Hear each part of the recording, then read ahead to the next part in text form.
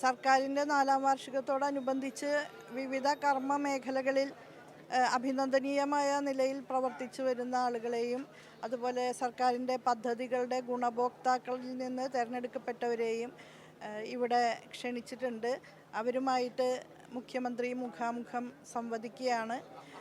വിവിധ മേഖലകളിൽ നിലനിൽക്കുന്ന പ്രശ്നങ്ങളെ സംബന്ധിച്ചും സാധ്യതകളെ സംബന്ധിച്ചും നിർദ്ദേശങ്ങൾ സമാഹരിച്ചുകൊണ്ട് ഭാവി പരിപാടി ചിട്ടപ്പെടുത്തുന്നതിന് സഹായകരമായ രീതിയിൽ വിവിധ മേഖലകളെ പ്രതിനിധീകരിച്ചുള്ളവരുമായിട്ട് സംവദിക്കുക എന്നുള്ളത് നേരത്തെ മുതൽ ബഹുമാനപ്പെട്ട മുഖ്യമന്ത്രി തുടർന്നു പോരുന്ന ഒരു രീതിയാണ്.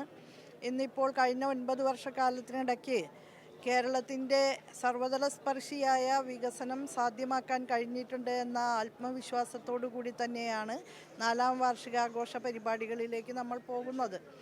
ജനങ്ങളുടെ ക്ഷേമവും നാടിൻ്റെ വികസനവും മുൻനിർത്തി ഇതുവരെ LDF സർക്കാർ നടപ്പാക്കിയ പദ്ധതികൾ സംബന്ധിച്ചുള്ള ഒരവലോകനം കൂടി ഇതിൻ്റെ ഭാഗമായിട്ട് നടത്തുന്നുണ്ട്.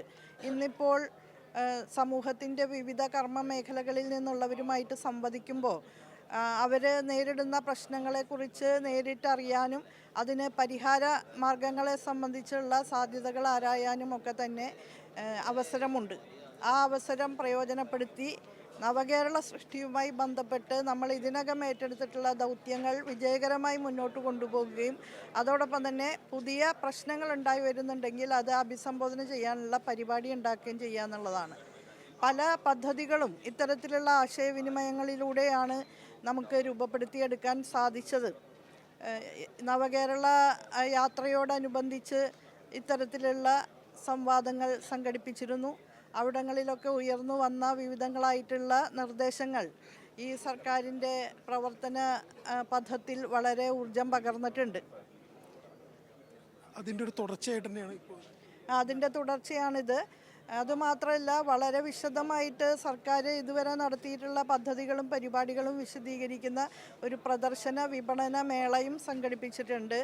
അത് 19 മുതൽ 24 വരെയുള്ള ദിവസങ്ങളിൽ തേക്കിൻകാട് മൈതാനത്താണ് നടക്കുന്നത്. 18-ാം തീയതി സാംസ്കാരിക ഘോഷയാത്രയോടുകൂടിയാണ് അത് ഉദ്ഘാടനം ചെയ്യപ്പെടുന്നത്. അപ്പോൾ ബഹുമാനപ്പെട്ട മുഖ്യമന്ത്രി ഇന്ന് തൃശ്ശൂരിൽ 2 പരിപാടികളിലാണ് പങ്കെടുക്കുന്നത്. രാവിലെ സർക്കാരിൻ്റെ പരിപാടി എന്ന നിലയിൽ വിവിധ കർമ്മ മേഖലകളിൽ പ്രവർത്തിക്കുന്നവരുമായിട്ട് അതുപോലെ വിവിധ പദ്ധതികളുടെ ഗുണഭോക്താക്കളും കൂടി ചേരുന്ന സദസ്സിൽ സംസാരിക്കും.